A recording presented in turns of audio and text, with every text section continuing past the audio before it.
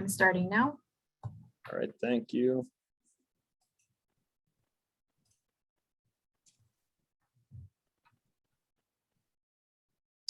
Hello, my name is Kelly Bolter. I am the Programming and Events Librarian at Milwaukee Public Library. Welcome to this evening's Rain Barrel Workshop presented by Clean Wisconsin and Milwaukee Metropolitan Sewage District, featuring Master Gardener Woody Benson. Milwaukee Public Library is proud to support green programming like this one, and we encourage you to keep up with our latest virtual program offerings by visiting mpl.org and accessing our online calendar. During the presentation, please feel free to type your questions in the Q&A function that you probably see at the bottom of your screen. Beth will also be assisting with all of our technical needs this evening. And watch for poll questions to offer your feedback about more topics in green programming that you'd like to see from your library. With that, I will hand it over to Clean Wisconsin.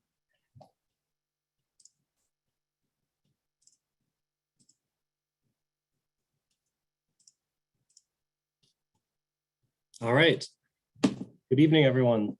Thanks again for coming out, and thank you for the introduction. I want to say thanks to Milwaukee Public Library and MMSD and Woody and my colleague Ezra for making this possible tonight. I'm Ethan Taxman. I'm the Green Infrastructure Program Associate with Clean Wisconsin, and I live and work mostly in Milwaukee. And I'd like to give Ezra a chance to introduce himself. All right, thank you, Ethan. Hi, everyone, and thanks for joining us tonight. I'm Ezra Meyer, the Water Resources Specialist at Clean Wisconsin, based in Madison, and working quite regularly with my colleagues Ethan and Pam, who are in our Milwaukee office. We work together a great deal on green infrastructure, which is what Ethan's going to talk a bunch about at the beginning of today's presentation. Innovative ways to manage stormwater and keep our water in good shape, our lakes, rivers, and Great Lakes. So we really thank you for joining us tonight and appreciate it. Appreciate Woody's help, the library's help, and MMSD's support for this, and looking forward to a good show. I'll be here trying to answer some of those questions that you provide right away in real time in writing, and then also we may hold some questions that you put in the question and answer box for, say, when Ethan reaches a natural break point in his presentation, or when Woody does the same, and we'll answer those questions verbally so that everyone can have the benefit of hearing the answers that way. But please do chime in anytime a question occurs to you in that question and answer box, which, by the way, is different from the chat box. If you're accustomed to Zoom, there's always a chat box in Zoom, but for today's webinar, use that question and answer box if you would, please. Thanks so much. Back to you, Ethan. Thank you. Okay, without further ado, let's begin. So this is Clean Wisconsin's and Milwaukee Metropolitan Sewage District's and Wisconsin Master Gardeners Residential Green Infrastructure Workshop. Just a little bit about Clean Wisconsin and who we are. Clean Wisconsin, we're an environmental advocacy organization. We are based in Madison, but we have an office in Milwaukee and Madison. And we have many statewide campaigns with science, policy, and legal expertise. Some of the main projects I work on are workshops like this and rain barrel and rain garden installations in Milwaukee. Some examples, photographs here. We have a rain garden installation that I did in 2019 to help to manage the stormwater. And we also have professional development opportunities, workshops, and this is one of my favorite projects, the Art in the Park project, kind of a community outreach and art project in the city of Milwaukee with our friends at Century City Triangle Neighborhood Association. And a little bit about the Milwaukee Metropolitan Sewage District, MMSD. They envision a healthier and cleaner, resilient region. They protect the public health and the environment through a world-class and cost-effective water resource management, leadership, and partnership. And you might recognize the water reclamation facility on Jones Island at the mouth of the Milwaukee Harbor in the city of Milwaukee. And also, I wanted to talk a little bit about the Fresh Coast Guardians Resource Center. This presentation is put on in part by the Fresh Coast Guardians. They're an extension of MMSD's kind of green infrastructure outreach arm. And their mission is to work with the community to take an active role in protecting our water resources through education like this, tools and collaboration. And they also do consulting. If you have an idea for a project at home and you wanted some advice on how best to do that, they offer free services to people if you wanted to give them a call. Their number's listed, and they have a lot of resources available online, and I would encourage everybody to check it out. Couple more notes before we get started. Just a reminder, please be present for the entire presentation in order to be eligible to receive a free rain barrel. And there's only one rain barrel allowed per owner-occupied household within the district service territory. And if you have received a rain barrel through MMSD at no cost from a program like this, or otherwise, you are not eligible to receive another one. Also, you'll be getting a unique code next week. I'll email everyone, and please watch for your code in your email and take it with you to MMSD in order to redeem your free rain barrel. And near the end, I will give everybody a chance to provide us with your information. We need to know your contact information, obviously, to be able to send you the code. And MMSD just wants to make sure that you live in the service area and that you haven't received one in the past. And like was mentioned before, if you have any questions or comments or concerns throughout the presentation, please use the question and answer feature, and Ezra will either feed them to me throughout, or at the end, we'll go through everyone, and he'll also try and answer in real time in writing too. So at this time, I'd like to give the librarians a chance to ask their first poll question.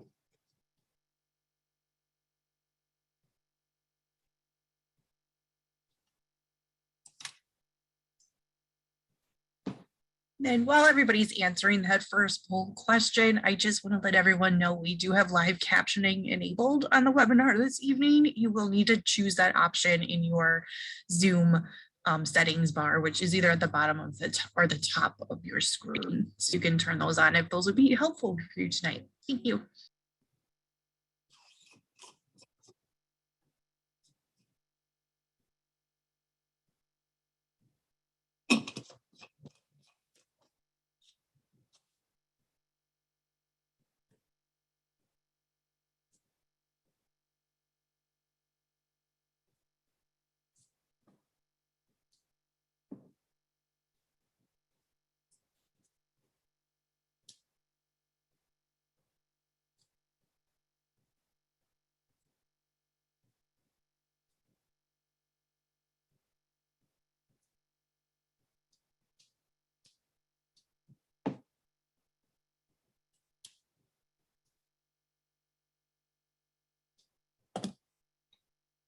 Okay.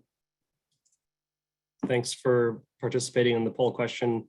It's nice to see that there's a good mix of sources that everyone heard about the workshop.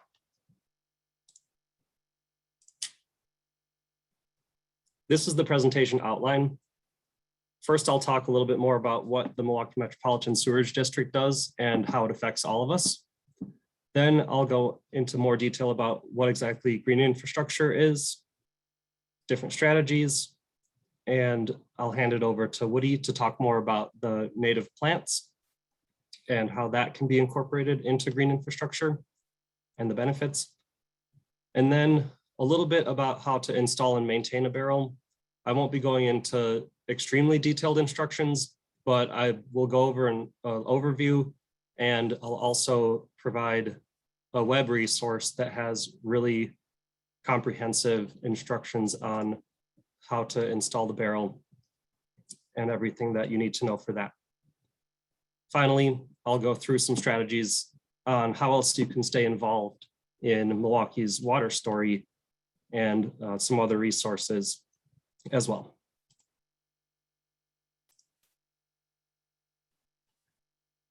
These are the main two functions of MMSD. They are part of Milwaukee's water story. They're a really prominent entity in the region when it comes to water reclamation and flood management. So anytime that you use water in your home, whether it's doing the laundry or using the bathroom or washing your dishes, any water that goes down the drain eventually makes its way to Jones Island or the water reclamation facility in Oak Creek. They have two facilities. And so basically what they do here is they collect the water and they treat it, and then they return it back to Lake Michigan where it came from to kind of complete the hydrologic cycle. The other main thing that they do is flood management. They have a lot of projects, large scale flood mitigation strategies, and workshops like this to try and encourage residents to get more excited about managing stormwater at their home. And in my opinion, it takes everyone to be involved to really make the best difference.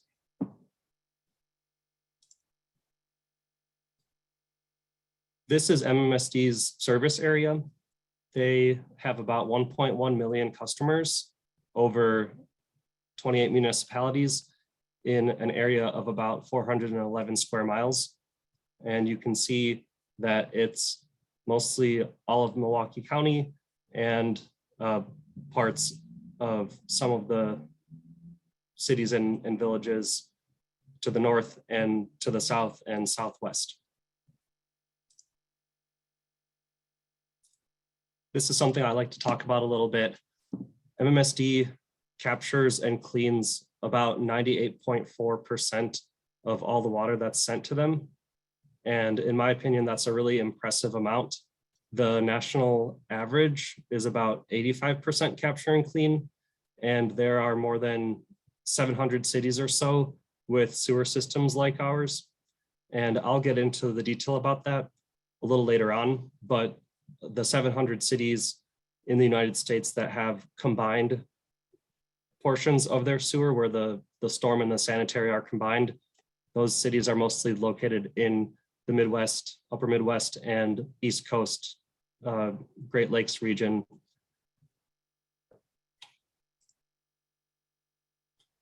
A little bit about our precipitation in our region. We get around 34 inches of precip a year, whether it's rain or sleet or snow.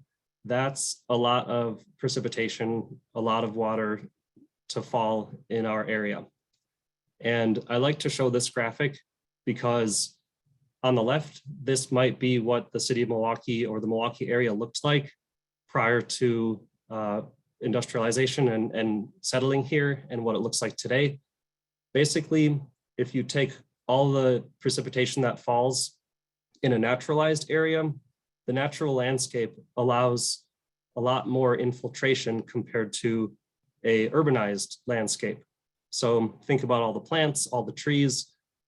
A lot of it can go into the shallow and the deep aquifers, and some of it gets evaporated or transpired by the process of the trees and the plants breathing, and only 10% of that stormwater turns into runoff.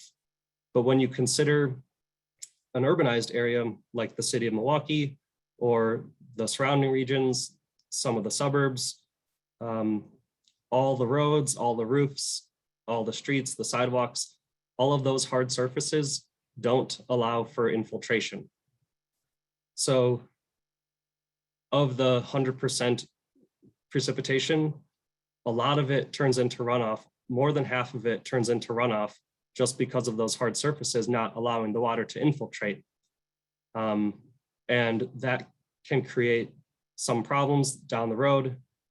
If you consider the natural area allowing for this infiltration, the more urbanized area just simply doesn't allow for as much infiltration. And that creates what we call stormwater runoff.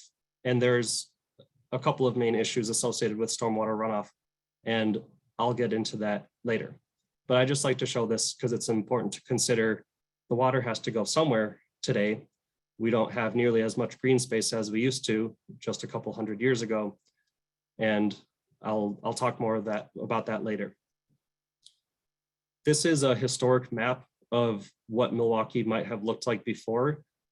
Just to give you an idea, these green spots are historic wetlands. So here's Fond du Lac Avenue on the north side. This is the Menominee Valley, and this is the Milwaukee Harbor. And there's some in the village of West Milwaukee too, some historic wetlands. And all of these blue squiggles are historic streams. So I'm sure many of you know this, the Menominee River here in the Menominee Valley, the Kuniconic River, and the Milwaukee River, and of course, Lake Michigan. These wetlands historically act as kind of like nature's sponge. The surface to groundwater interaction at a wetland makes wetlands very unique. Sometimes wetlands can appear to be saturated. Sometimes they can look dry, but the soil is extremely saturated. It's a really cool, like I said, interaction between the surface and groundwater in wetlands. And we had a lot of productive wetlands historically, but today you can see that we have transformed nature to suit us. It's just what people do, right? So we kind of straight lined the rivers and streams. We have since filled in a lot of those wetlands and built on it. Some people might be familiar with John Goethe's Milwaukee, a city built on water, because we quite literally are built on water. If you think about all these wetlands that have since been filled in and the streams that have been channelized and steel lining of the harbor and certain parts of the river, we really changed our environment. And I only say this because the water has to go somewhere. And if you think about what I said with regard to wetlands being nature's sponge, imagine everything that's built now where there used to be historic wetlands that don't exist anymore. Sometimes water wants to go to the lowest point. It's just because of gravity. And unfortunately, that might mean it goes into a low spot like in your basement or something like that. And the way that our storm sewers work, we collect the water. Say you have a storm and water that doesn't get absorbed by your lawn rolls off into the street. Water that goes into the storm sewer system gets piped into the nearest waterway. So there's the Milwaukee River, the Menominee River, the Kuniconic River. If you're close enough to Lake Michigan, it might just directly drain into the lake. But eventually, the three major river systems in Milwaukee all meet at the harbor and make their way to the lake. And so we have a series of pipes in Milwaukee that send the stormwater into those waterways. And it begins to add up, and it's a lot of water, and it's kind of a underground or behind the scenes thing. Many people might not think about it, but it's just important to consider that what goes into here ends up here, because we only have one Lake Michigan, and we need to make it last. And it's important to be respectful of the waterways and mindful of what goes into the storm drains do end up getting drained into our waterways that we rely on to live. I'm not sure if everybody can see this, but sometimes they have stickers or little plaques that say no dumping because this water goes into our waterways. I talked about this a little bit. You know, the city of Milwaukee is one of 700 cities or so in the country with a combined sewer system. And what the combined sewer system is, in certain parts of Milwaukee, the storm sewers and the sanitary sewers essentially go to the same reservoir. So in the separate sewer, the pipe infrastructure, the storm sewer infrastructure, the stormwater goes and directly drains into the waterways, and the sanitary gets directly conveyed to MMSD. But in certain parts of central Milwaukee, there are combined sewer, sanitary and storm sewers. And so you can see in this little graphic, you have the sanitary sewer that links up eventually to MMSD's storm sewer, and it can get sent to the deep tunnel. The deep tunnel sort of acts like a bank account for water, basically, and water can be sent here and stored, and then when they have enough capacity, it can be withdrawn and treated at the water reclamation facilities, or it can be piped directly into there, or if necessary, if there's way too much water and we have a huge storm and they simply can't treat all of it, sometimes there has to be partially treated sewer overflows into the lake. The water comes from a lot of different places. There's 300 miles of MMSD owned sewers. There's 3,000 miles of municipally owned sewers, and there's 3,000 miles of private laterals. So it's a lot of water to have to treat, and all of it, like I said, ends up either at the water reclamation facility on Jones Island or in Oak Creek. Now I'll talk a little bit about the consequences of stormwater. One main issue with stormwater is flooding, whether it's basement flooding or surface water flooding. You can see here, this is the 30th Street Industrial Rail Corridor, and this is West Capitol Drive at about 35th Street. And you can see this was a big storm, I want to say in 2019, and the Capitol became totally impassable. This is kind of like a low spot, and this is the result of stormwater runoff creating flooding. Another implication of stormwater runoff is pollution. And we used to have a lot of primary pollution, industrial facilities dumping directly into our waterways, but the environmental protection laws that have since been put into place in the 70s sort of eliminated a lot of the point source pollution. And now the main problem is secondary stormwater runoff, secondary pollution, or pollution from a source that you can't easily identify and say, hey, this factory is dumping right into the lake, because that's illegal now. But pollutants that get accumulated and carried and conveyed by stormwater still end up in our waterways.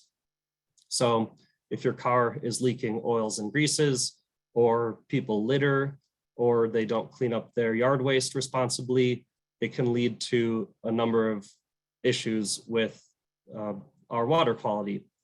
So polluted runoff can carry soils and organic matter, and fertilizer that can cause too many nutrients to be in our waterways, okay? Oils and greases and bits of metal and trash and other chemical compounds from leaking cars, or people who might spill something in the road and it gets carried away by the stormwater.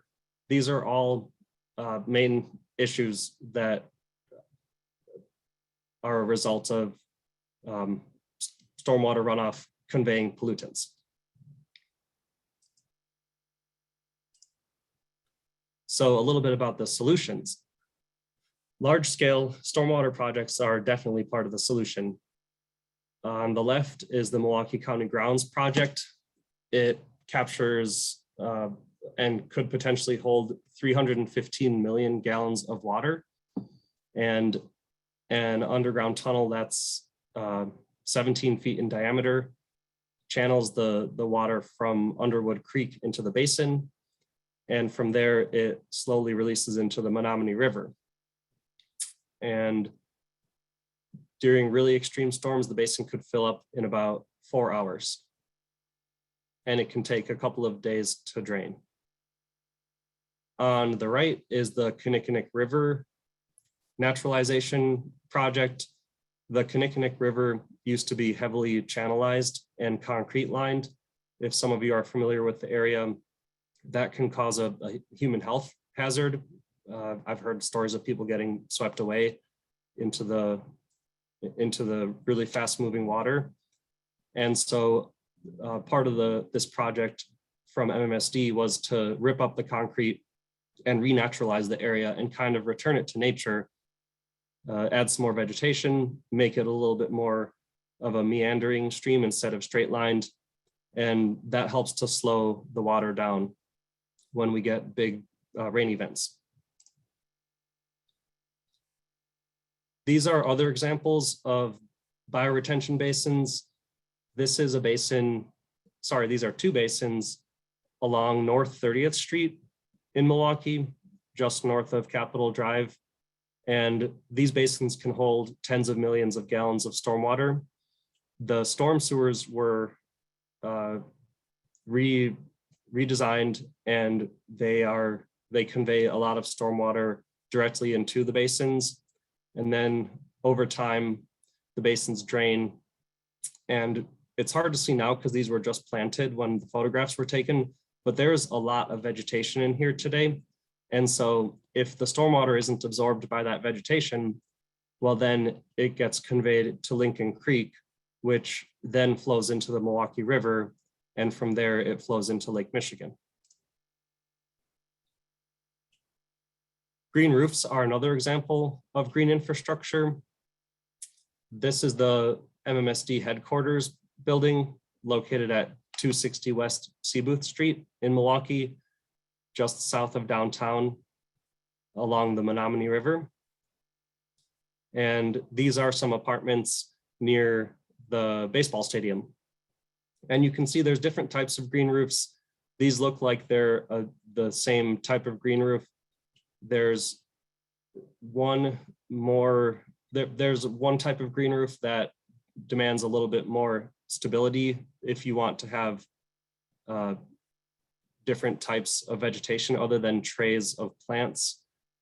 And that one just takes a little bit more structural engineering to make sure that the roof can withstand the weight of the vegetation and also of the water.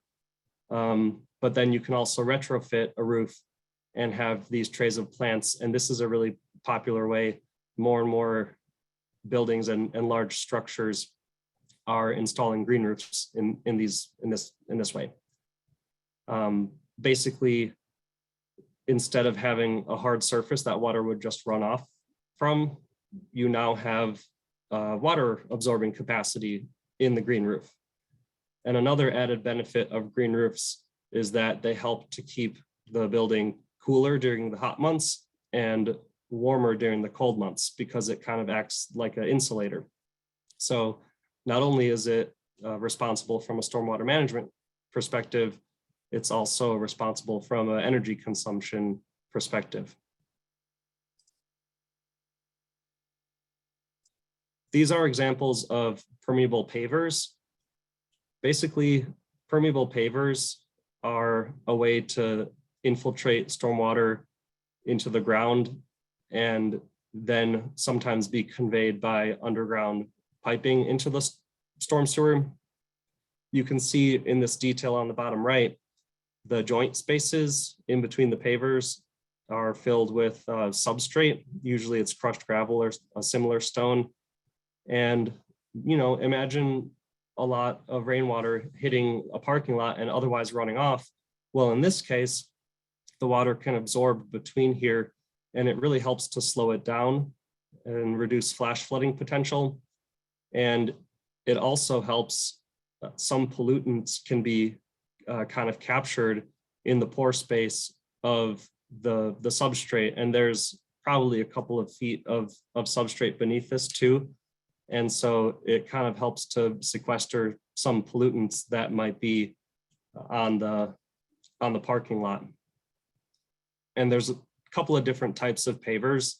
There's porous pavement, where the pavement itself is designed to have little holes in it that allows the water to percolate through, or you have pavers, and the permeable pavers are what I just described, with this joint space between that allows the water to infiltrate. They're both really cool, and there's lots of different applications. These are two different parking lots. This is a fire and restoration company, and this is a parking lot over on National Avenue, kind of by the baseball stadium.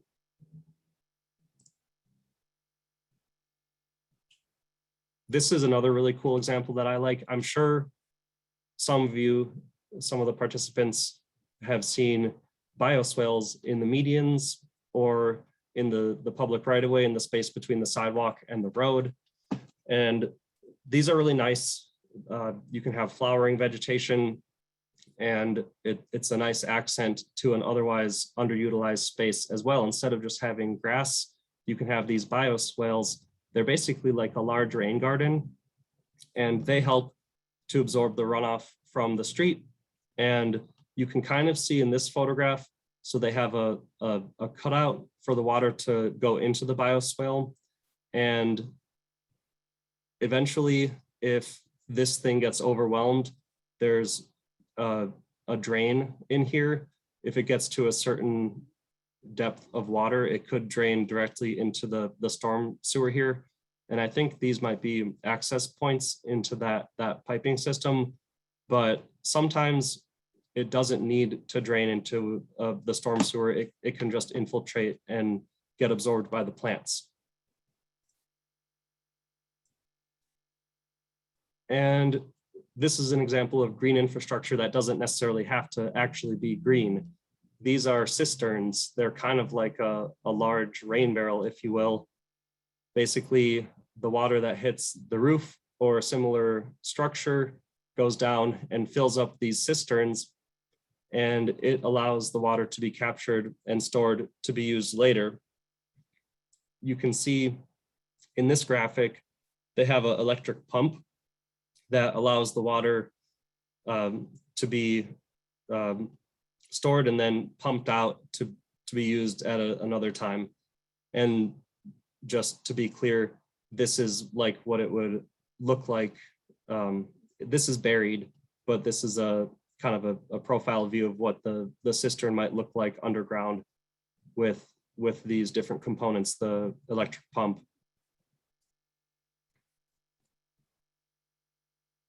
And of course, small scale stormwater projects are also key. Things like rain barrels and rain gardens and other practices like native vegetation. There's soil amendments where you aerate your lawn and use compost or other material to fertilize the lawn. All those things help to keep polluted runoff from entering our waterways, and also to help to keep the stormwater on site instead of allowing it to run off. And like I said earlier, it really takes everyone to do their part, and each practice is really helping to either clean and filter stormwater or slow it down and try and reduce stormwater runoff.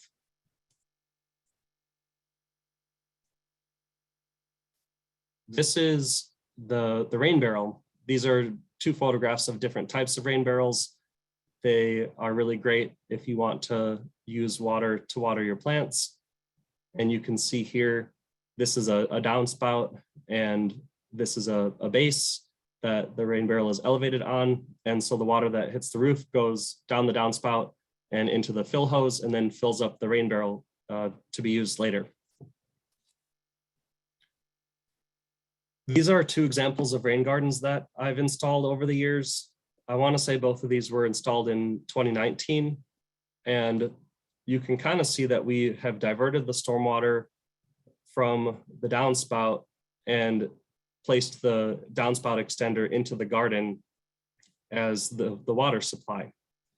And this one we had to get a little bit creative. We took the downspout and kind of redesigned it to go over this fence and over the walkway, so the resident could get their lawnmower and walk comfortably under there. And this is the vacant lot next door that they also own. But you can see there's lots of different applications, lots of different ways to do rain gardens, and I will get into more of that soon, but I just wanted to show these couple of examples. Like I said, water that flows into the garden soaks into the earth instead of running off. It's really creative. This person has a rain barrel and a rain garden, and rain barrels are great to water your plants. Some features of a rain garden. Usually rain gardens are a shallow depression, and it can be bermed or it can be flat. This is what the space looked like before the rain garden, and this is what the space looked like after. Basically, we excavated a little bit and we brought in some new material, some composted soil mixed with sand. The sand helps to infiltrate. And then we planted the plants and redirected the downspouts into the garden. So some more features. The bottom is usually flat and level. Sometimes a rain garden might be built on an incline, so part of it can be inclined, but you want to have a flat bottom just to make sure that you have the most water absorbing capacity, and that so it doesn't overflow. Each site is different and has different space constraints, and it's important to consider that. If you're concerned with your rain garden overflowing, you might use some of the soil that you excavated to create a berm. And one strategy to do that would be to use the sod that you ripped up to plant the garden. You could turn that sod upside down and kind of form a little berm around the edge. If you wanted to do a rain garden on an incline, maybe a berm would be a good idea, because then you could kind of create a little bit of a bathtub effect by building up the berm and preventing the water from overflowing too much. Other features that are important to consider: it should be located to receive runoff from a water source. And you can use a couple of different water sources, like a downspout, or if you have a sump pump that is pumped out from your basement, you can use that as the water supply. Or if you have a driveway or a patio that creates stormwater runoff, you can build your rain garden at the edge of the driveway or the patio as its water source, or possibly in a spot on your lawn where stormwater currently collects. Just a couple of different examples of rain gardens. Like I said, lots of different strategies, lots of different space constraints, elevations, lots of shapes and sizes, and variety of plants, your personal preference. And this is a cool one. It looks like they have an underground drain buried and feeding this rain garden with some nice sedges and flowering plants. And of course, something that I like to talk about too, rain gardens are a really great learning opportunity. Obviously, family friendly. This was a rain garden installation that we did at Samuel Clemens Elementary School in 2018. The students had a little stormwater curriculum, and it was a partnership between the Northwest Side Community Development Corporation, and it was funded by a Sweetwater mini grant. So that was a really fun project to be a part of. And this on the left is the UW Extension building a huge rain garden. Other things to consider: the location of the garden, you know, what kind of sun or shade does the spot get? You want to consider the size and the shape. Obviously, if you have a lot of room, you can make a bigger garden. If you have a large roof that will generate a lot of stormwater runoff, you will need to make a larger garden. Either the area or the volume, you'd have to dig a little bit deeper if you wanted to capture all of that stormwater. You also need some tools. And of course, there's the installation of the garden, the digging and the planting, things like mulch, what types of plants. And again, Woody will get into this a little bit more with the plants and the sun shade tolerance, but that's just something that we always consider. How much space do we have? How big is the roof area that is generating the stormwater runoff? And what size does the garden have to be in order to capture all that stormwater runoff? And there's a lot of really great resources out there. The Wisconsin DNR has a rain garden manual. The strategy that I go by usually is I will take the roof area, the square footage, and divide that by 5. And that number is the area, the square footage of the rain garden. And I usually dig about 8 inches down. And I did a rain garden earlier this summer, and I was concerned that it was going to overflow, but it didn't. And this was in early August when we got a ton of rain and everything was okay. And that's just my strategy, and it seems to be working just fine. More on the location with the sunshade. You can see this is kind of in the afternoon, so it does get sun, but it also gets shade. It should be near a source of stormwater runoff. This is a downspout extender from the roof. This one does complement the existing landscaping, and it should be far enough away from the home. I don't want to encourage people to do a rain garden directly next to the house, just because there is a chance that if you do a garden too close to the house, that it could potentially infiltrate and possibly seep into your foundation. This garden was really only excavated around here, and we took the excavated soil and we built up around closer to the home and regraded this way. So the main excavated part of the garden is far enough away from the house to avoid that.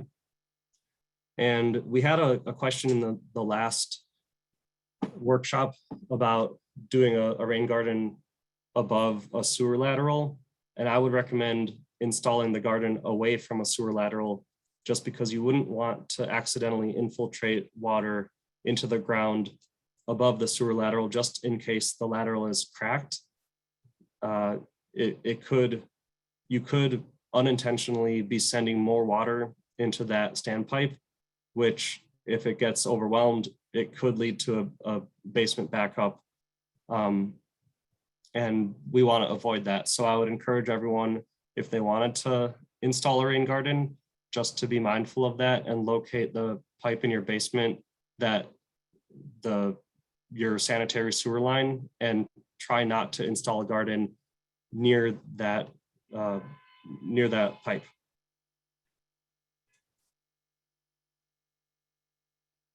Another example of a rain garden that sort of demonstrates the characteristics that I just described. You know, it complements the existing landscape, it has decent sun exposure, and it's near a source of water, and it's far enough away from the home, at least the excavated area, to avoid any potential seepage back into the foundation. And yeah, in the interest of time, I'm not going to go too much more into how to calculate the size of the rain garden, but my personal strategy is take the square footage of the roof that's receiving the water and divide that number by 5 and dig about 8 inches down. And if you're worried, you can always dig deeper. Other things to consider, I always do this. If you call the digging hotline or dial 811, it's the diggers hotline. Basically, they're a free service that contacts all of the utilities that are listed for your specific property, and they communicate to those utilities that you have a marking request. And usually in our area, we have Wisconsin, we have We Energies, we have telecommunication, we have City of Milwaukee for the water. So different companies and different utilities will be notified that you want to do a locate request, and then they come out and they mark in your yard anywhere that a line is buried. And usually it's yellow for gas or white for telecom, AT&T or cable or something like that. And just you can check for your utilities and just be extra certain that you're not going to hit a buried line or anything like that. Here's a time-lapse video of a rain garden installation that we did in 2017. So it goes pretty quickly, but this is the process from start to finish.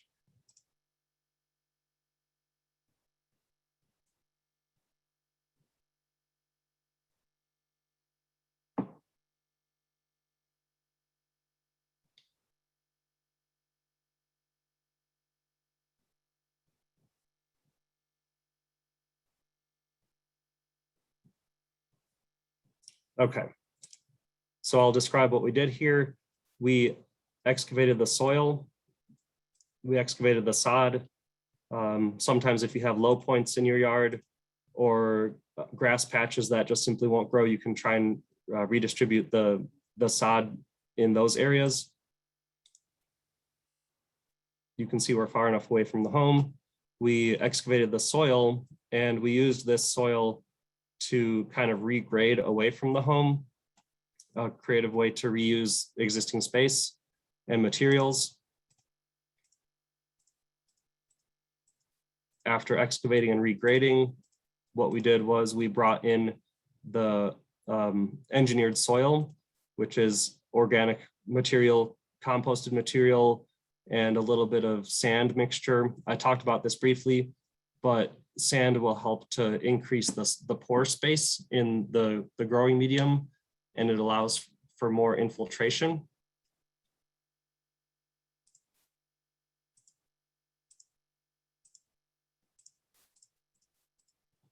Then we laid out the plants, the planting plan,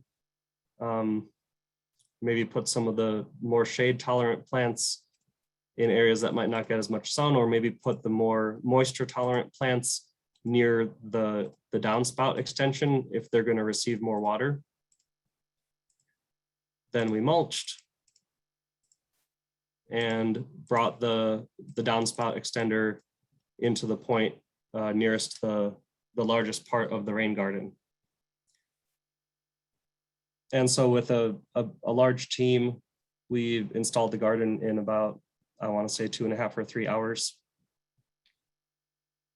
And we had to get kind of creative with how we put in the downspout extender. We cut off a piece of the fence and we actually disconnected the downspout from the storm sewer that goes right into the ground. So this was a really fun one. Okay. Planting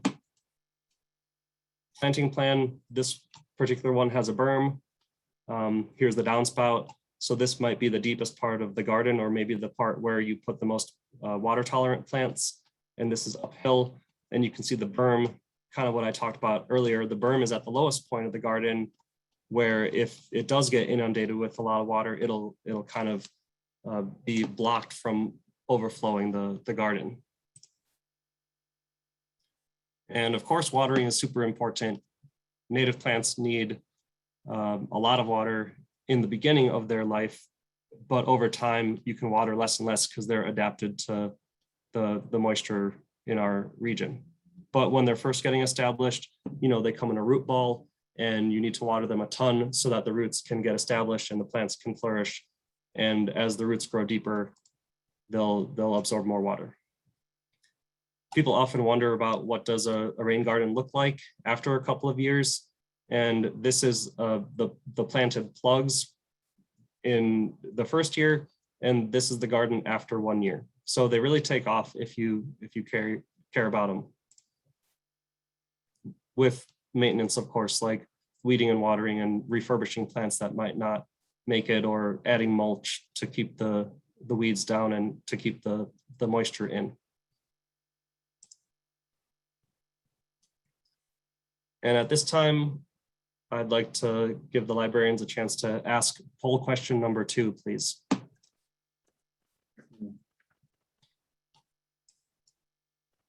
Ethan, we've got some questions from folks in the Q&A as well that I can rattle off once the poll has gone on. Okay.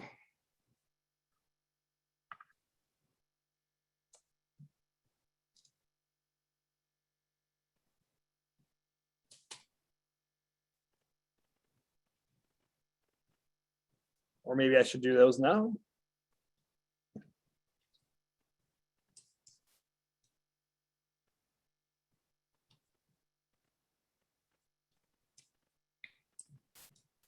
I'll ask you one of the questions now, Ethan.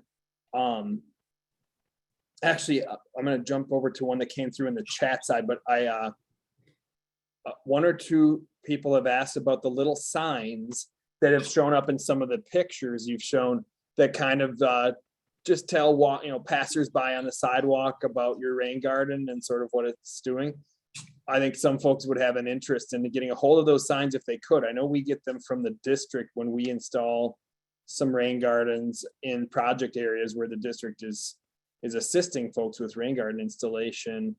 I don't know that they're available just sort of to anyone who might be interested in one, but what do you know about that? Yeah, I can definitely ask our contacts at MMSD if they could provide signs for people who are interested. I'm not sure how many they got printed, but that's definitely worth asking.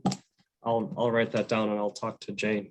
I started to quickly look on the internet and see if I could find anybody who's selling signage like that. And I think there are some offerings out there, although it's more on the order of big signs that say a city park would put or a nature preserve would put at a rain garden installation, more of a permanent, permanent installation like that. That would probably be quite expensive for a homeowner. But I think there may be some resources that can be found out there on the web as well. Yeah.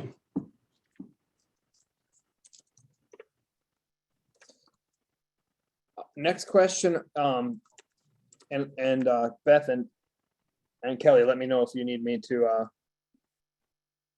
stop with the questions here for the poll. But someone asked a question we've heard other times too, which is I would potentially need some assistance with installing my rain barrel. Is there someone out there that could be hired to help with installation? Yeah, I think there are people who do installations. I do a lot of them. I am not sure exactly off the top of my head who could help with that, but if that person wants to email me directly, maybe we could work something out. But I don't know of a specific company that just specializes in installing the barrel. It might be kind of like one service that they do, but I'd have to do a little more research, but yeah, and get back to that person. Thanks for that. Someone asked, when collecting rainwater from roof runoff, are there any chemicals we should be worried about that might come from the roof? Yeah, Ezra, maybe I'll have you answer that one because I know you know a lot about PAHs and things Sure. like that.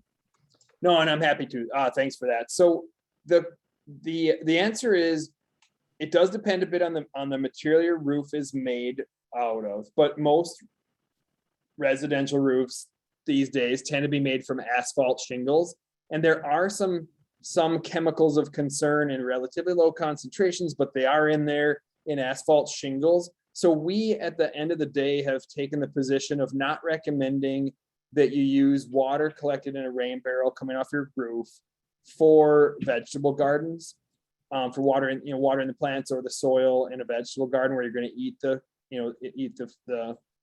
plants that are growing, or the fruits of those plants. So it's great water for a bunch of other purposes, watering your lawn, watering a flower garden. It's good for washing, windows, cars, things of that nature. We just don't recommend it. It's obviously not good to drink directly yourself, not good to feed to the dog either, ideally. And it's best not to water vegetables, just for the reasons I mentioned about roof materials and chemicals.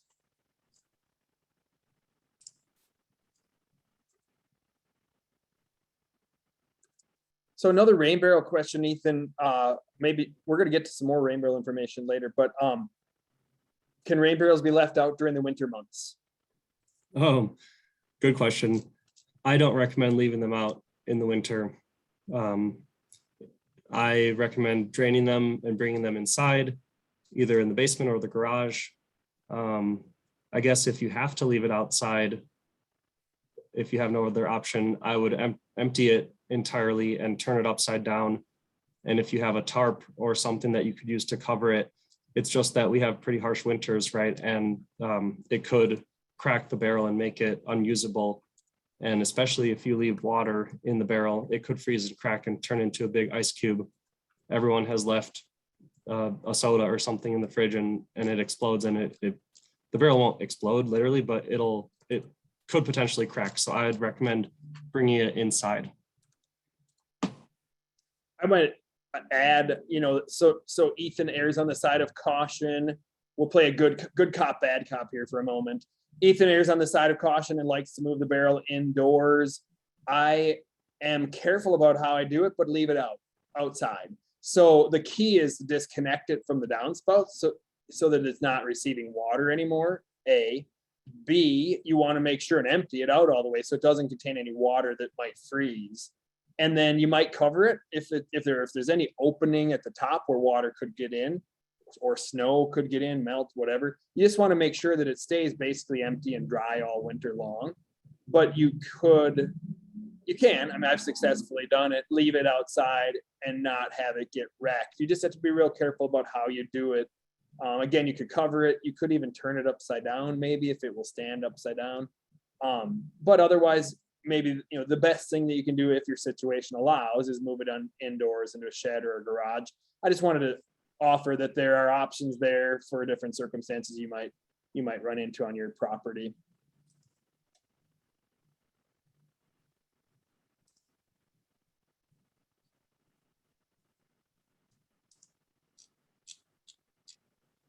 Ethan, another question we often hear, and I wonder if you're going to come to this later, but I'll just go ahead and throw it out there, is rain barrels and mosquitoes. Will they foster the breeding of mosquitoes in your yard?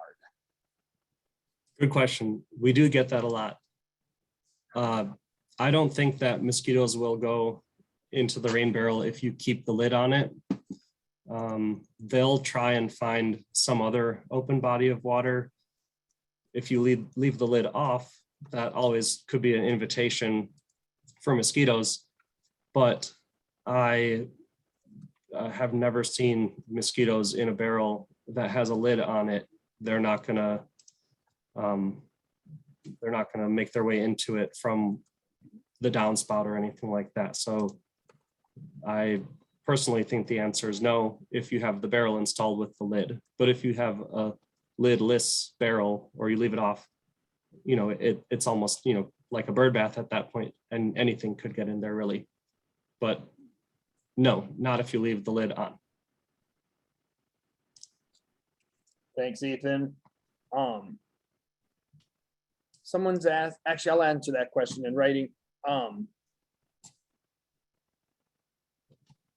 Do you recommend placing a rain barrel near a rain garden to offer water to your garden during dry periods? Or would you let the downspout feed the rain garden and as an alternative?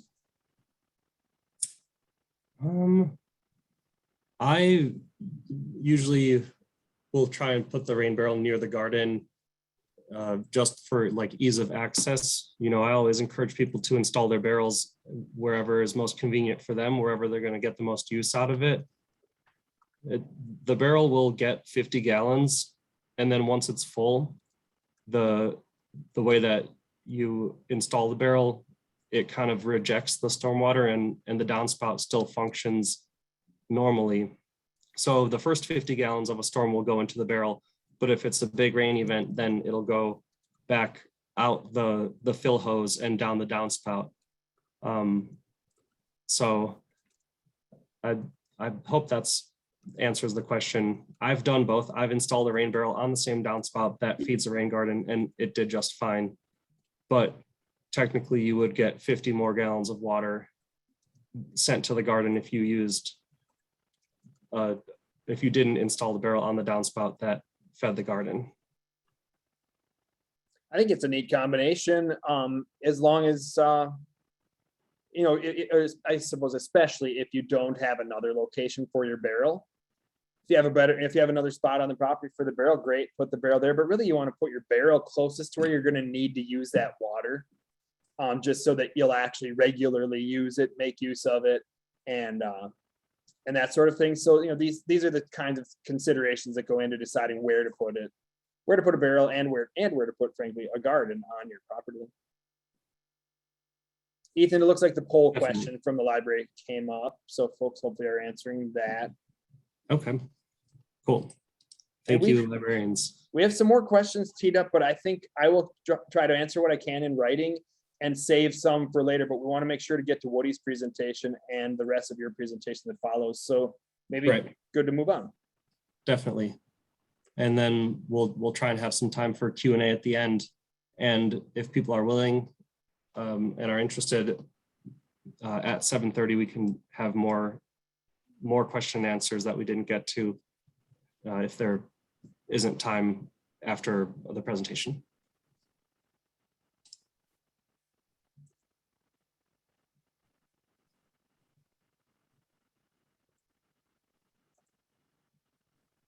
Okay, thank you for your interest in more educational programming like this.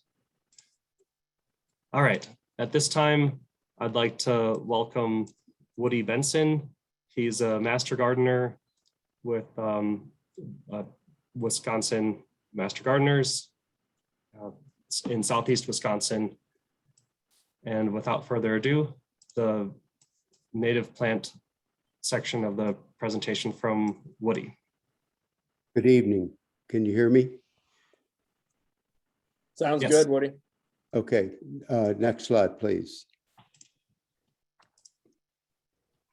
So the objectives of this presentation are to talk about what are native plants and why they're important, to review strategies for planning a native plant garden, to review native plants suitable for our area, and to review native plant garden management, especially during the first year. Next slide. So what are native plants? They're species that have existed since prior to widespread European settlement a little more than 200 years ago.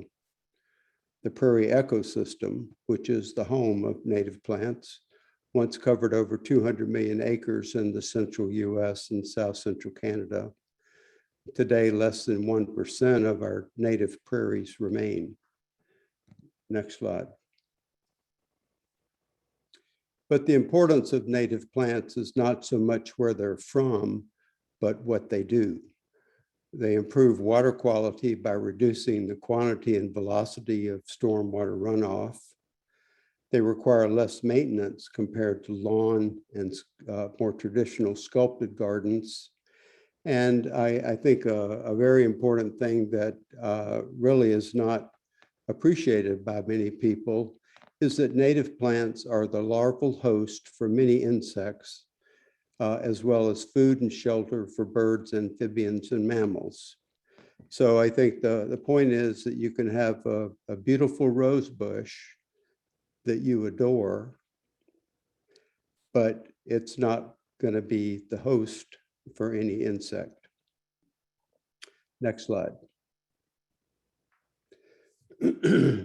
So this picture has a top which shows the above ground part of plants, and then below it shows the root system of these plants. And on the far left side is turf grass, And you can see the real disadvantage that turf grass has compared to native plants because the root system doesn't go down very far. And so the fundamental basis for encouraging use of native plant species for improved soil erosion control in streams and stormwater facilities lies in the fact that native plants have extensive root systems which improve the ability of the soil to infiltrate water and withstand wet or erosive conditions. Next slide. So in thinking about a native plant garden, I think the first thing is to see, do you already have native plants on your property? The other thing that's important is sun exposure. And I think you may need to catalog this over the course of a day and over the course of a couple of seasons. So how long is the site exposed to sunlight each day? What type of soil do you have? Sandy, clay, loam. You may want to consider having soil tests through UW Extension. And then what is the soil moisture situation? Does the soil retain moisture? Is it dry, moist, or are there periods of the year where there's standing water? These are all important in deciding which plants might do the best in your garden. Next slide, please. At your garden site, is there a slope? Is it facing north, south, east, or west? Is erosion an issue? When you're thinking about your enjoyment of the garden, what do you want to look at? What's your perspective? And then the functionality of the site. Are there pets, children? How accessible is the site to getting into the front or the back or the side of the garden for purposes of weeding or picking flowers, etc.? Next slide.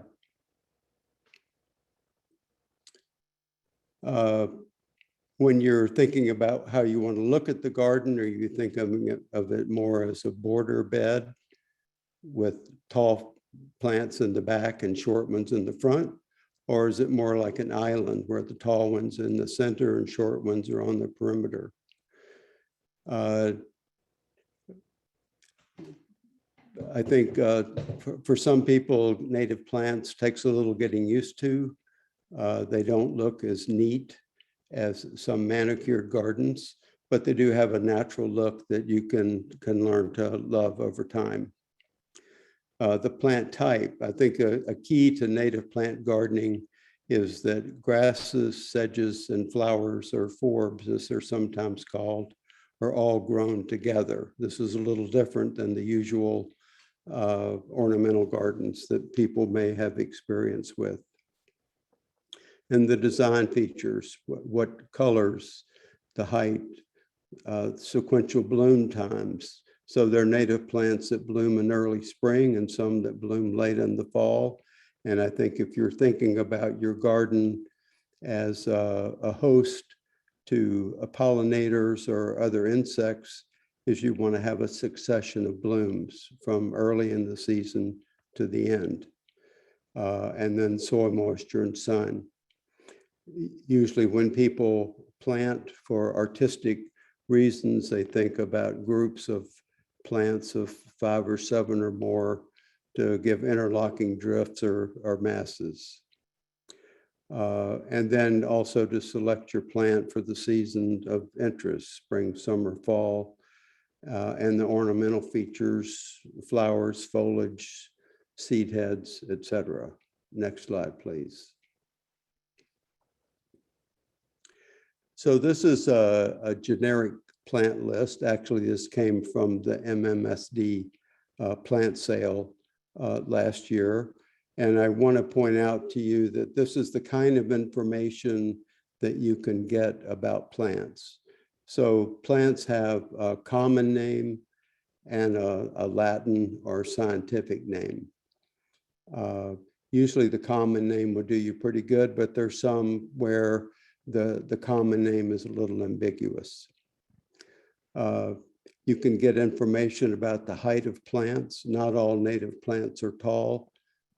Some are short. You get information about the bloom time, the soil moisture characteristics that they prefer, although most plants are very forgiving, and then their preference for sun exposure, full sun, partial sun, or shade. Next slide.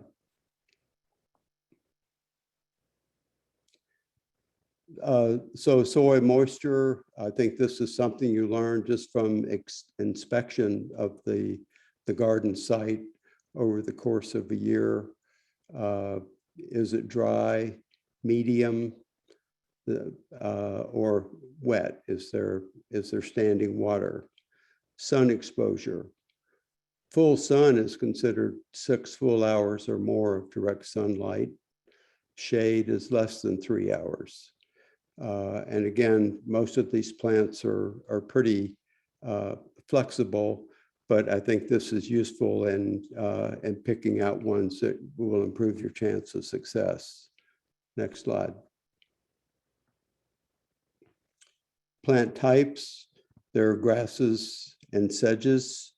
They look very similar, but they have some different characteristics. The flowers, some of them are legumes. These are advantageous because these are plants that have a symbiotic relationship with soil-dwelling bacteria that fix nitrogen and enrich the soil. As I mentioned, not all native plants are tall. You can find many that are less than 3 feet and also less than 2 feet. Native plants bloom from early spring through the fall, and they're plants that are adapted for full sun, partial sun, or shade exposure. Next slide, please. So how do you get started? Well, you can buy seeds for lots of different types of native plants, or you can buy plants. Not many of your local garden stores will carry a large inventory of native plants, but you can find them. The benefits of the plants, although they are a little more expensive, you get a faster result. And in general, when planning how many plants you need, most of these plants are spaced 1 foot apart. So 1 plant per square foot as a general rule of thumb. Next slide, please. So it all starts with the good plan, and this is really, to me, one of the highlights of winter in Wisconsin is you can plan your garden. Next slide.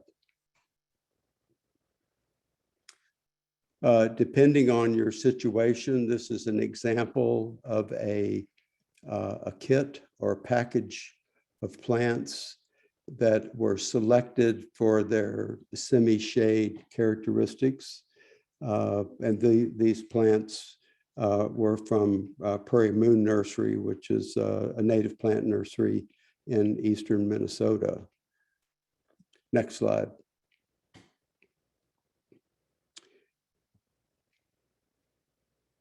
Okay.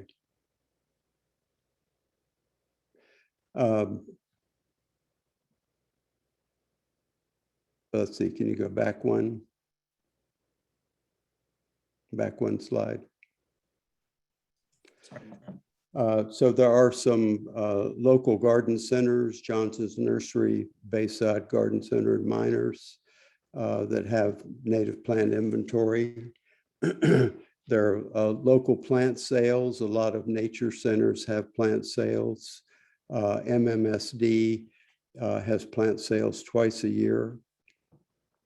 And then there also is the mail order route for either seeds or plants. Next slide.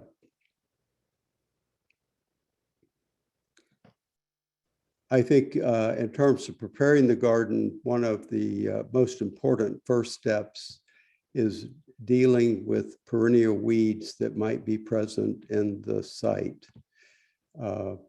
So you want to clean those up. I think the first year of maintenance is critical. You don't really need to fertilize your site. The key components are watering the plants regularly, especially during the first year as the root system is developing, and weeding.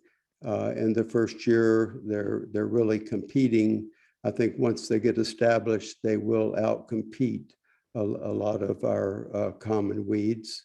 And then there's some plants, some types of asters and clover that need protection from rabbits if you have them in your area.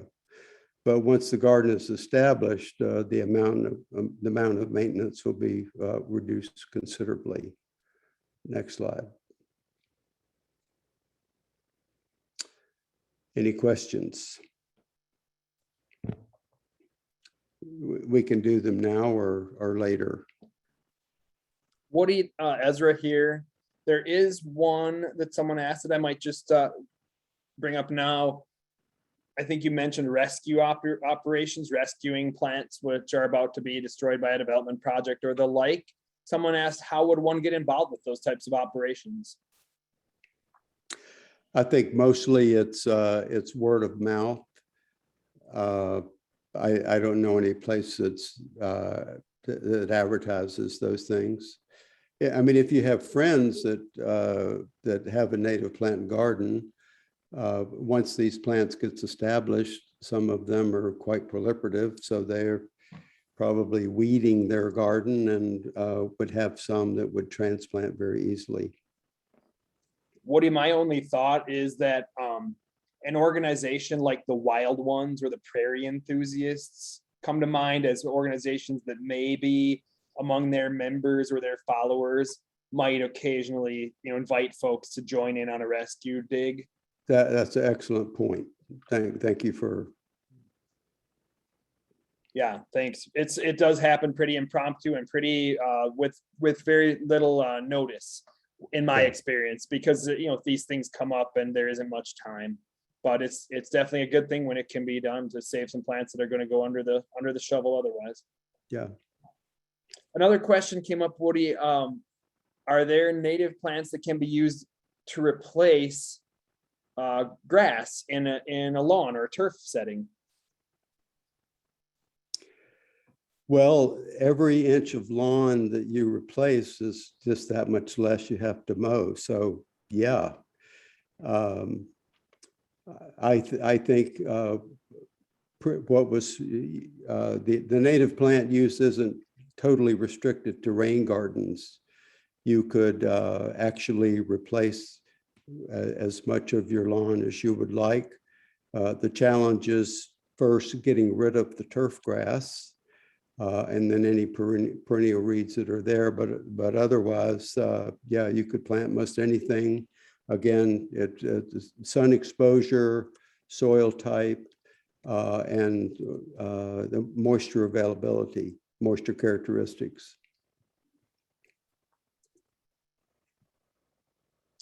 And then one other, thanks, Woody. One other one was, do you have a preferred resource for sequential bloom time information?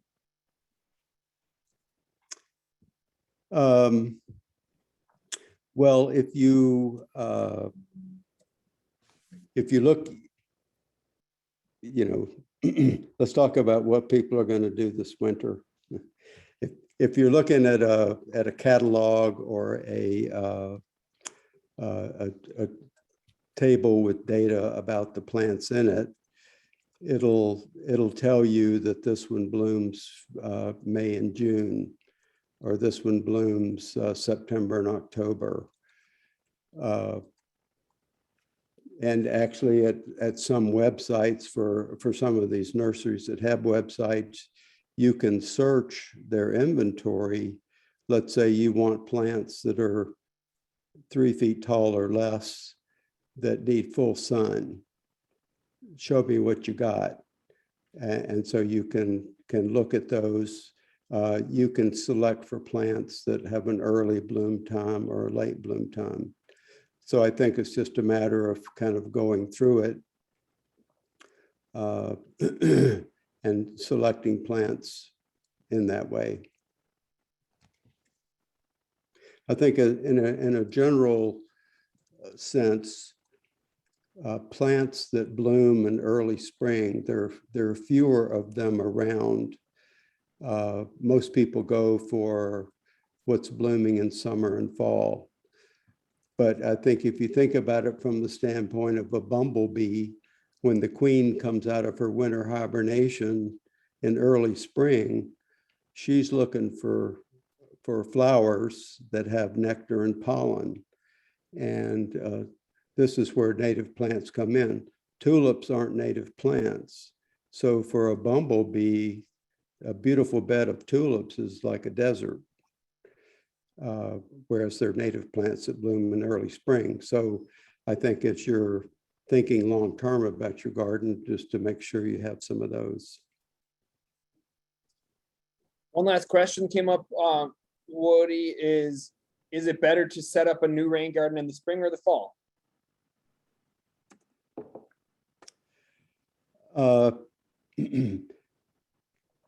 I think there are advantages and disadvantages to both. I think a key thing is what's going to be your plant source. I know MMSD, they used to have a plant sale once a year, but now they have one in the spring and the summer. So I think if you're thinking about it, and so for some of the mail order places, you can order them most any time of year. If you plant them in the fall, you don't really have much to look at, but there's a lot of action going on underground as the plants are settling in. And so when spring comes, they're really ready to take off. But I think these plugs that Ethan showed several examples, these plugs that come, you take them out of the container and they're ready to go to work. So I would say it's really more of a convenience matter.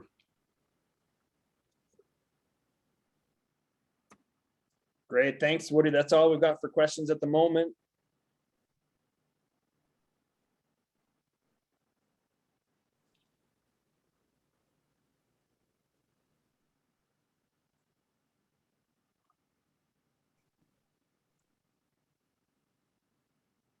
All right. Thank you, Woody.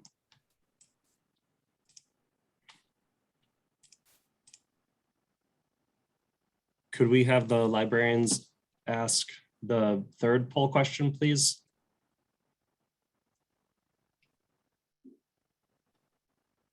And then while this question is going, I'll get into a little bit more of the presentation.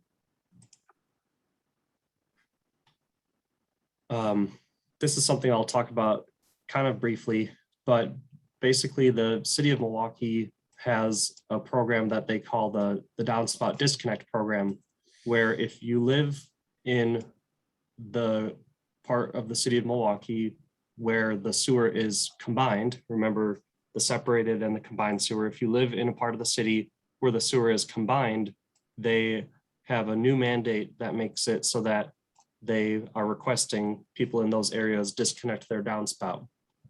So just keep in mind that I'm going to show a map, and if you live within that area and you're unsure, just please go to the City of Milwaukee's website, their Downspout Disconnect website.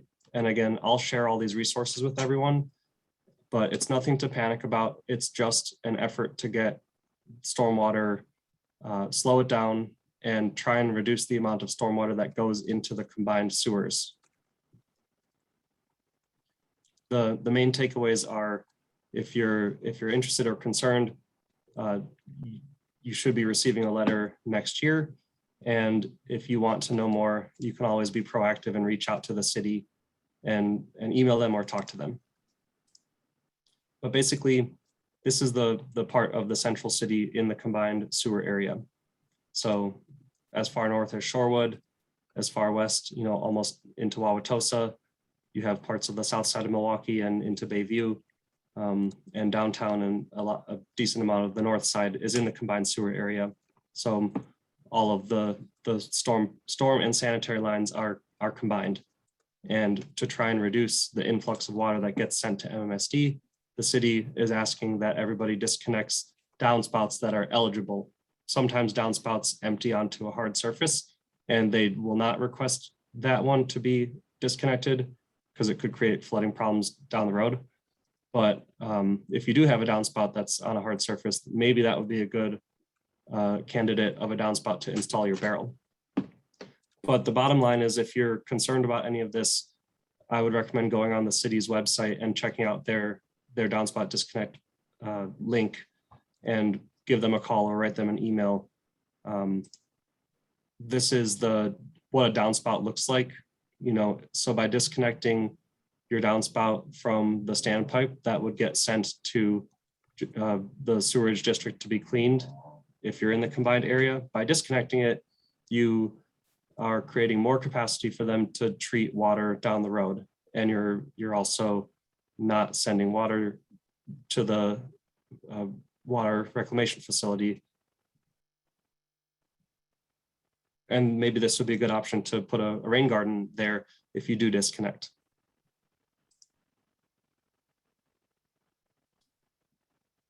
You might want a rain barrel for a couple of reasons. It might save you money on your water bill. Rainwater is great for watering plants. It's a free source of water, and it's also useful for washing things. If you spill something outside or you need to clean something outdoors, you can use the rainwater, but just please don't feed it to your pets or drink it. And why might conservationists, or why might I want you to use a rain barrel? It's helps to lower the volume of runoff that is entering Lake Michigan and the surrounding waterways. And it also reduces the stress on the municipal storm sewer. Like I said, in the combined area, water that doesn't go down into the storm sewers helps to increase the capacity for MMSD to treat water later on down the road. And it helps to reduce the potential for flooding and basement backups. And of course, water that goes down your downspout hits your roof and it goes into the barrel, and it can be used later instead of running off. This is the feature of an MMSD barrel. This is the barrel that you'll be getting. It's a black barrel, and it has a diverter kit. And what's included in the kit are these components. It's basically the barrel and the lid and the pieces that are used to kind of retrofit and accessorize the barrel. You have the diverter piece, the fill hose, a hole saw that you'll use to drill into the downspout. You have the spigots, you have the drain assembly, you have screws and a winterization hole cover. Everything is in the kit that you'll need. And I will be providing very detailed instructions of this later on, but I'm not going to go into how to install it today, but I will direct you to where the instructions are located. And I am comfortable with sharing all this information with you to look at later when you're ready to install your barrel. But these are some of the materials that you might need to install the barrel at your home. You're going to need a base, so concrete blocks, and that's just to help keep the barrel elevated. If you saw in one of my previous slides, the barrel's on concrete blocks so that you can get a watering pail under there. And you'll need all of these materials for marking and measuring. And we are recommending drilling into the downspout to insert the diverter piece. And you'll need a power drill, and it comes with the diverter piece, and also it comes with the 2 hole saws. So this is a screenshot of the website, and I'm going to share this with everyone again, so just be mindful of that. But I'll bring over what it looks like in the web browser. And so there's a YouTube video. The sound doesn't really relay that well, but basically there is a video with instructions on how to install the barrel, from preparing the base to leveling it, to modifying the downspout, retrofitting the barrel, installing it, drilling the hole and inserting the diverter piece. And these are very detailed instructions, and I'm confident that after reviewing them, you should all be able to do your best at getting the barrel installed. It's pretty straightforward and intuitive. And I encourage everybody to please go to this website, and I'll provide everyone with this information. But this is where you can find all of the how to install the barrel.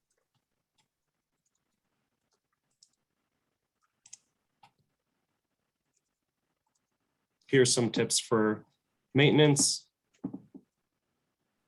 Just making sure that your gutters are cleaned and emptying the rain within a couple of days so that you can use more rain when it does rain, because if the barrel's full, it won't accept any more water when you have it leveled properly. And some winterization tips. We talked about winterization a little bit before. We had this question before, will mosquitoes breed in the barrel? We covered that. And rain barrels do come in all different shapes and sizes. And you can retrofit old barrels to fit the new diverter piece. And these are some other ways that you can get involved. This is the water drop alert. If we're getting a heavy rainstorm, if you text water drop to 797979, then you'll be notified when we have an extreme wet weather event. And the idea is that people will use less water during those wet weather events to increase the capacity. Because if you remember, every time we use our household water, it gets sent to MMSD. And in the combined sewer area, stormwater that gets sent to MMSD, it just creates an overload of capacity sometimes. And there's some other programs, the Adopt a River program, there's Adopt a Storm Drain program. This one's cool. It's the What's Your Why? If you write to MMSD, and we'll share this link too. At the last workshop, some people said the link was cut off. I can see it, but I'm not sure. Basically, if you write them with what inspires you when it comes to water and why do you love Lake Michigan and want to protect it, then they'll provide you with one of these really cool Fresh Coast Guardian shirts so that you can tell friends and family about being a Fresh Coast Guardian and helping to manage stormwater and protect our waterways. Obviously, you can connect with MMSD on social media. You can also connect with Clean Wisconsin on these same platforms. And there have been just over 25,000 barrels distributed. That's like 1.3 million gallons of stormwater potentially diverted into those barrels. And just a couple final points to everybody who attended the workshop. You'll be getting a unique code from me next week by next Wednesday or on next Wednesday. And please check your spam, check your junk email, and make sure that you have filled out the information in the form. And at this time, I'd like the poll question number 4, please. And I'll give everybody a chance to write down this web link that's highlighted in yellow. That is the link to our form. You need to please fill out the form so that we know who you are and so that you can provide us with your email address so that I can get you your unique code to then be redeemed at MMSD for your free rain barrel. Ethan, it's probably worth pointing out that that list of everybody who signs up on that form tonight, we send that over to the sewage district. They do check against their list of folks who have participated in these types of events in the past, and they will sort of rule you out for receiving a barrel now if you received one in the past. And they're just sticklers about that because they only have so much resources to put into this and only so many barrels, and they're trying to get them out far and wide. So there is a bit of an eligibility check, if you will, that's part of that process. So just be aware of that and keep an eye out for that email from Ethan, and we'll let you know where things stand. Definitely. Thanks for bearing with us on that. Yeah, they just want to make sure that everybody who can get a barrel does, just to make sure that they're not doubling up on recipients.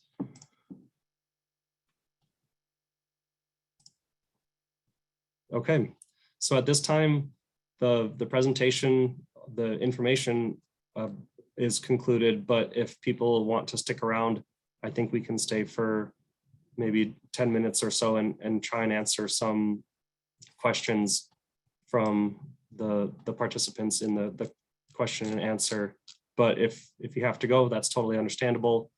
And if you have more questions, I'm going to share my email address right now, and you can always write me later.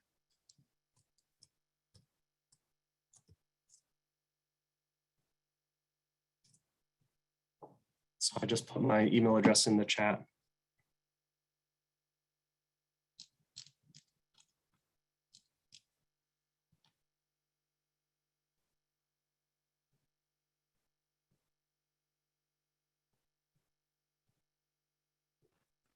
And we have provided that web link for the form where we need you to tell us who you are and your address and your email address. That link is in both the Q&A as well as the chat. So please know that you need to fill that information out between now and 8 o'clock tonight in order for us to capture that and be able to share that with the sewage district and then get back to you to let you know about the potential of receiving a free barrel. We don't know who you are. We can't reach out to you after tonight. So we really need you to put that information in the form for us. And I suppose if you have any technical difficulties with that or any sort of hesitation to sharing your information that way, we are open to your emailing us at the email address Ethan provided or at the other address I've shared in a couple of answers to questions, which is giworkshops@cleanwisconsin.org. We can put that one in there as well, if you would, Ethan. But just get a hold of us and let us know that you attended tonight. We'll double check on that, and then we'll ask you for the information that we need. But we do need that connection in order for us to know who you are and to be able to enter you into the system, as it were, to be able to hopefully receive a free barrel.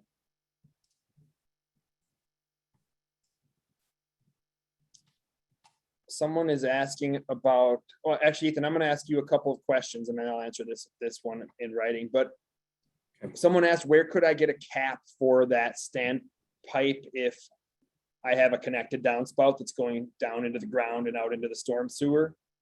Do you have any ideas on that? Yeah, I would check out your local home improvement stores. Just go in there with a measurement of the standpipe, and they should be able to help you. Otherwise, maybe a more specialized plumbing store would have that type of equipment. You just need to take a measurement of the diameter of the inside of the pipe. Sometimes the pipes are an inch or so thick, so if you measure from the outside, you might be getting a different length than if you measured on the inside of the pipe. So just keep that in mind. And some accessories have like a little rubber seal that you put a plastic thing into, or some of them are just the plastic piece that kind of fits directly into it. Alternatively, you could use crumpled up newspaper and put that in the standpipe, because oftentimes the standpipe tapers in from the mouth of the pipe, and you could crumple up the newspaper and it kind of gets propped up in where the bottleneck happens in the standpipe, and you can use Quickcrete or just ready-made concrete from the hardware store and mix up the concrete and cap it off that way with concrete, and just make sure that you have the newspaper that's crumpled up underneath it to kind of support it. So those are two options. They both work.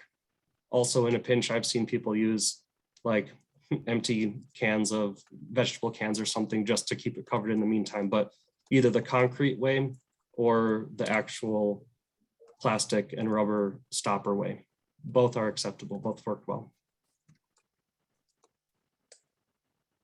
Ethan, another question was, are there instructions somewhere on how to disconnect a downspout, specifically how to cap the drain, etc.? I was looking quickly on the rain barrel site for the district, which we've shared a few times during the course of tonight's presentation. I don't know that the instructions there are great for how to install your rain barrel and connect it into your downspout. There's a video, there's written instructions, but I don't know that there's much information on disconnecting a downspout. Do you know anything else about that, Ethan? Yeah, there's some information on MMSD's website about why you should disconnect the downspout and how to. And you can see here, these are some of the tools that I mentioned. There's the rubber cap. And I'm happy to put this into the chat. But this is a video, why you should disconnect the downspout and how to, and here's some of the supplies and just different ways to think about doing that.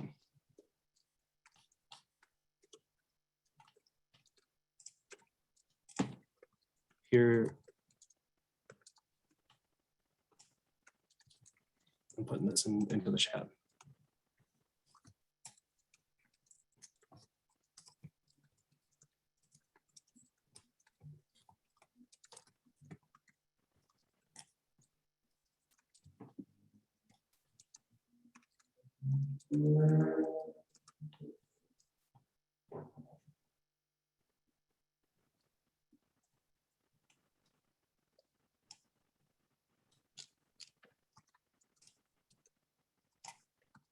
No new questions, Ethan, at this point. Anyone who has a last question, maybe here's your chance, but I think we'll have to shut this down in just a few minutes. Do remember to please go to that form and get your information in there so that we can have you in the running for a potential free rain barrel.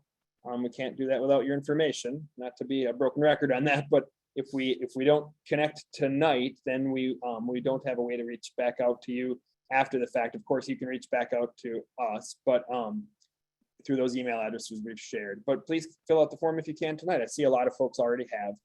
And I'll just say thank you to everyone for joining us tonight, and thanks to Woody, the library, and MMSD for their support for this program. And Ethan, thank you, and good job on the presentation. Thank you. Thanks, everyone. Could we stick around for just a few more minutes in case someone needs clarification? Yeah, let's do 4 minutes. Yeah. And from the library, we just want to thank Ethan, Ezra, and Woody, Clean Wisconsin and MMSD for all the great work that you do and for this great presentation tonight. And thanks to all of you for attending. We hope you learned a lot, and we hope you're excited to get your rain barrels and get those hooked up to your houses so we can reduce some of that stormwater runoff. A quick hack I might mention for those who are maybe, if you're frantically trying to capture some of these web links and email addresses from the chat, where you enter in a little message in the chat, you'll see, among other things, 3 dots. If you click on that, you can then scroll through that menu and select Save Chat, and that will save all of the text of the chat from the entire meeting tonight in a little file on your computer, and you can refer to that later, and you can copy those web links and those email addresses and things like that. So it's a nice little feature built into Zoom. Please feel free to take advantage of that if it's helpful for you.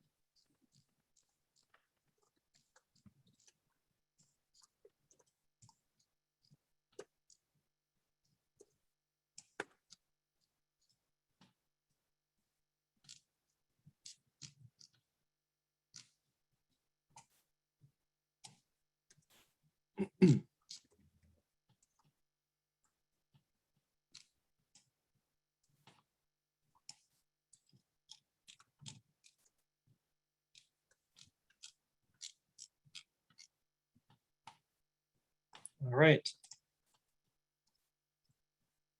Just wanted to remind everyone one more time, please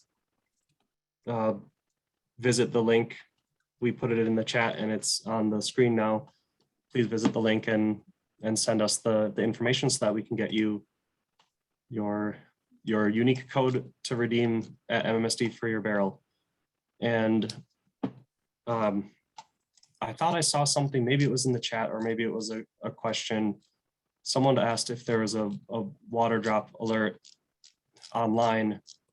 I would just search water drop alert. I usually always get it from a text message. I don't know if it's online too, but I would just go to the web browser and search water drop alert. I just put that link in a written response to the question in the Q&A, Ethan, so folks should have access to it if you're still on. Cool. I don't know the answer to the question, but that website should provide an answer, I think. Cool.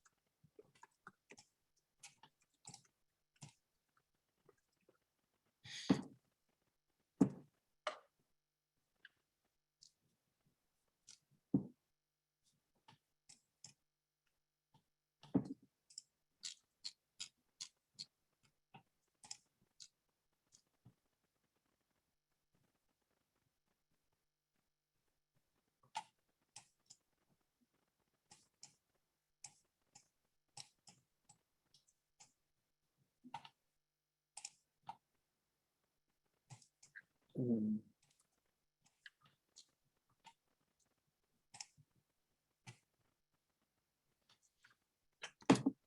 Okay. It looks like the questions. Looks like there's one more question.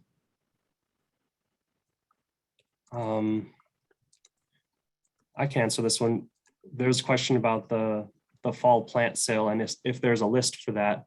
Unfortunately, the fall plant sale already happened, and I would encourage you to go on MMSD's website and get put on their mailing list to get more information about upcoming ones. There's going to be probably a spring one next year, but the fall one happened 2 weekends ago.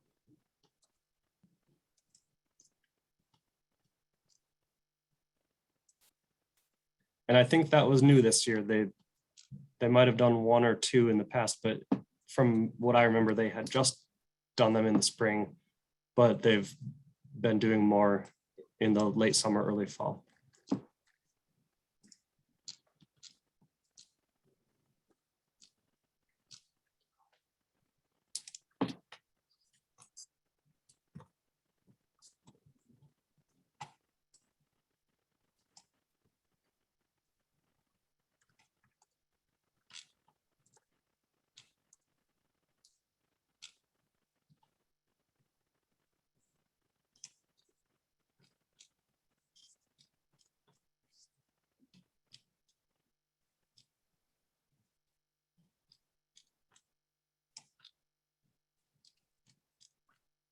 All right, Ethan, it looks like Woody had to go too. And we're Yeah. down to just a few people left and no new questions. Thanks for the great presentation, and thanks everyone for sticking with us. Thank you. Kelly, we really appreciate it. Thanks for sticking around a little later to help facilitate with the Q&A stuff. Absolutely. Yeah. Yeah, well, have a wonderful evening, everyone. And thanks again for tuning in. And hopefully we'll see you all back here soon for more great programming. Check out mpl.org for more programs coming up this month and this fall. And we wish everyone well. All right, be safe. Take care. Thanks, everyone. Bye now. And so long.